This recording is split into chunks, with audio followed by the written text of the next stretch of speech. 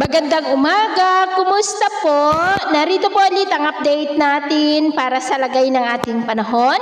Ngayong umaga po ng July 16, 2025. Sa ngayon po ay dalawang weather system ang nakaka-apekto po ngayon dito sa ating bansa. Habagat ang nasa kanluran at trough ng potensyal na bagyong Krising ang nandyan po sa silangan.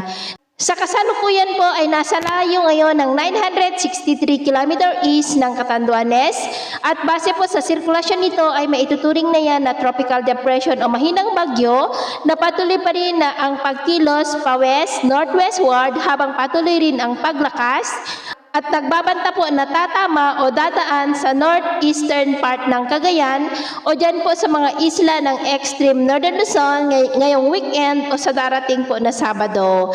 At sa ating long range forecast, maliban kay Bagyong Krising ay posible pa rin ang pamumuo ng mga sama ng panahon.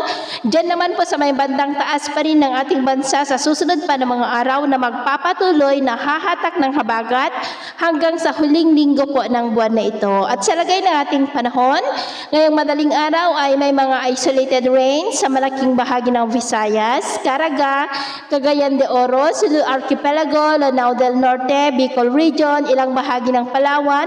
Dulot po yan ng habagat at trough ng sama ng panahon. At mamaya ay sisikat naman pong araw sa malaking bahagi ng bansa pero maulap pa rin ang kalangitan with isolated rain sa may Catanduanes, Legazpi, Sorsogon, Masbate, Palawan, malaking bahagi ng Visayas, Surigao del Norte, Northern Mindanao, Zamboanga Peninsula at Sulu Archipelago.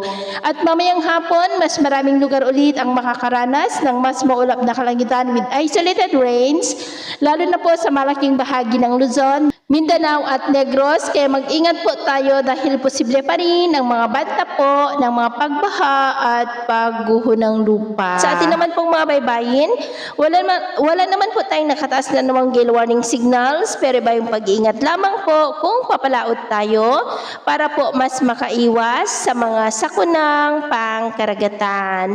So yun po ng latest update natin sa araw na ito. Ako po muli si James na nagsasabing sa kahit na pagsubok po na darating sa ating buhay, huwag po tayong mawawalan ng pag-asa. Thank you and God bless!